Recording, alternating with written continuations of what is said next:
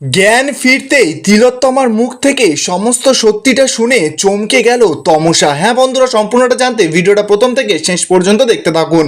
ধারাবাহিকের শুরুতে দেখা যাচ্ছে যে তিলোত্তমার মা বাবা অনেক লোকজন তো জড়ো হয়েছে হসপিটালের বাইরে, সকলে মিলে তো খুব ঝামেলা করছে। পুলিশরা তো সকলে গার্ড করে আছে পাবলিকদের। এবার সেখানে তো একজন লোক দাঁড়িয়ে দাঁড়িয়ে সেই সমস্ত কিছু দেখছিল। প্রতাপ তো এবার সেই লোকটাকে ডেকেছে। লোকটা এবার প্রতাপের কাছে গিয়ে বলছে যে কি হয়েছে, বাইরে এত ঝামেলা চলছে আর আপনি আমাকে ডাকছেন কেন? প্রতাপ তখন লোকটাকে বলছে যে বাইরের ঝামেলাটা যেটা হচ্ছে সেটা গিয়ে থামা। লোকটা তখন বলছে যে পাগল নাকি, ওই তিলোত্তমার মা বাবা সকলে মিলে আপনার সঙ্গে দেখা করতে চায়।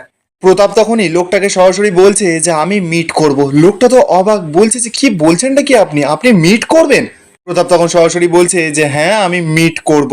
লোকটা তখন বলছে এটা কিন্তু ঝুঁকির কাজ হয়ে যাবে। প্রতাপ তখন বলছে আমার কাছে আর কোনো উপায় নেই। একটু পরেই অ্যাম্বুলেন্স চলে আসছে, আপনি ওদেরকে আধ ঘন্টা সময় দিন, আমি আধ ঘন্টার মধ্যেই ম্যানেজ করে নিচ্ছি। লোকটা তো এবার প্রতাপের কথা মতন বাইরে এসেছে। এবার মাইক নিয়ে সকলকে হেঁকে বলছে যে এই হসপিটালে যে ডক্টর সেন আছেন তিনি তিলোত্তমার মা বাবার সঙ্গে দেখা করবেন, আপনারা প্লিজ শান্ত হন। আধ ঘন্টা আমাদেরকে সময় দিন, উনি তিলোত্তমার মা বাবার সঙ্গে কিন্তু মিট করবেন। সকল লোকজন তো এবার একটু শান্ত হয়েছে, তাও তো বলে যাচ্ছে চিৎকার করে যে বিচার চাই বিচার চাই। তো ঠিক তখনই দেখা যাচ্ছে সেখানে একটা অ্যাম্বুলেন্স আসে। অ্যাম্বুলেন্সটা আসতেই তো সেই লোকটা সকলকে মাইকে বলছে যে আপনারা প্লিজ জায়গাটা ছেড়ে দিন, অ্যাম্বুলেন্স ঢুকেছে, একটা মনুষ্য রুগী আছে। এবার তো লোকগুলো একটু সাইড হয়ে যায়, সঙ্গে সঙ্গে অ্যাম্বুলেন্সটা ঢুকেছে। সকল নার্সরা মিলে তো সঙ্গে সঙ্গে স্ট্রেচারে বের করে হসপিটালের ভেতরে ঢুকাচ্ছে লোকটাকে। সমু তো এবার হসপিটালের ভেতরে ছিল, সেটা থেকে একটু সন্দেহ হয়। নার্সগুলোকে জিজ্ঞাসা করতে নার্সগুলো বলছে যে মনুষ্য রুগী আছে। এই বলেই তো সঙ্গে সঙ্গে তারা রুগীটাকে ভেতরে ঢুকিয়ে নিয়ে আসে। এবার তো সেখানে রুগীটার সামনে ডক্টর প্রতাপও চলে এসেছে। প্রতাপ এবার জিজ্ঞাসা করছে নার্সগুলোকে যে কি হয়েছে পেশেন্টের। তখন নার্সরা তখন প্রতাপকে বলছে যে মনুষ্য রুগী স্যার, খুব এমার্জেন্সি। প্রতাপ তো এবার নাটক করতে করতে বলছে যে ঠিক আছে তাহলে ভেতরে নিয়ে এসো, ওটিতে নিয়ে যেতে হবে।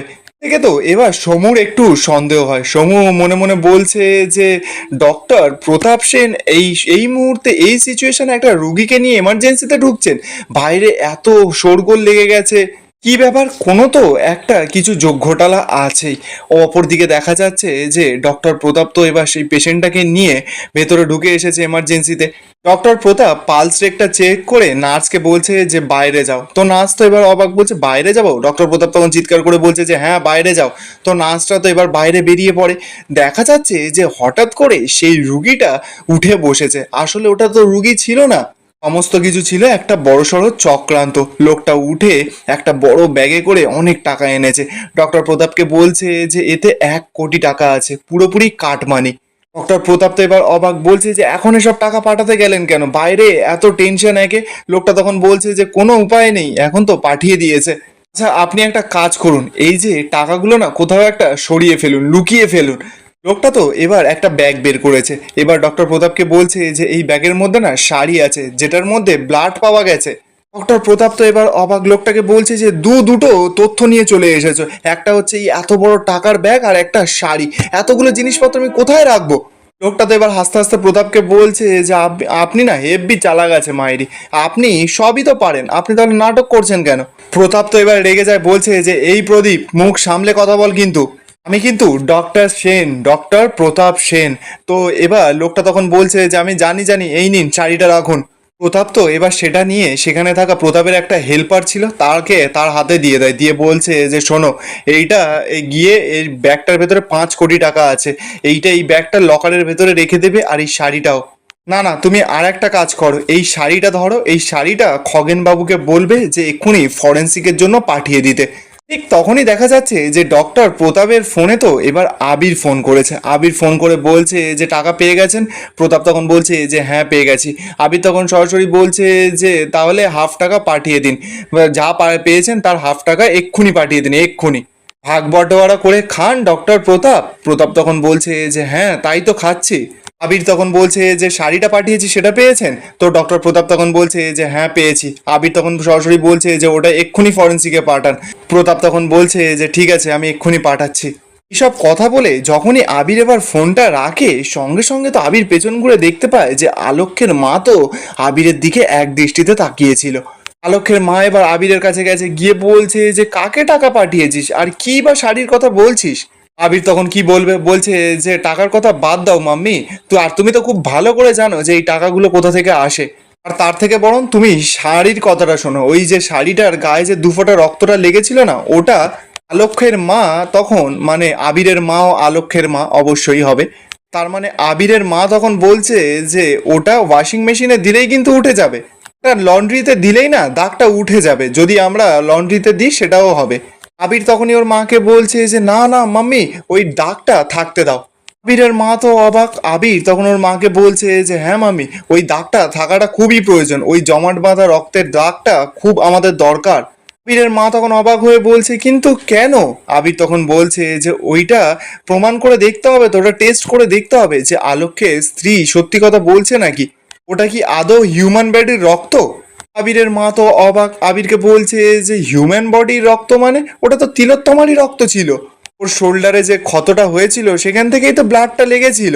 আবির তখন বলছে হ্যাঁ মা, সেটাই তো যাচাই করতে হবে, সেটা তো যাচাই করা প্রয়োজন, কারণ আমি ওই মেয়েটাকে আর বিশ্বাস করতে পারছি না।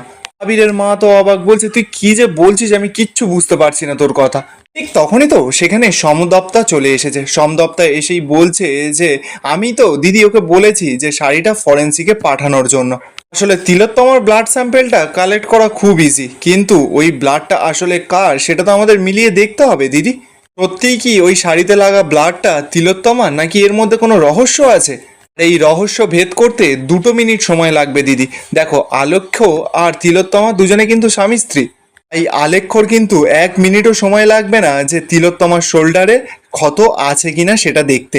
ঠিক তখনই তো সেখানে অঞ্জলি এসে বলছে যে আমি যতদূর বুঝেছি যে ওরা কিন্তু এখনো অতটাও কাছাকাছি যায়নি। আবিরের মা তো অবাক, বলছে যে কি?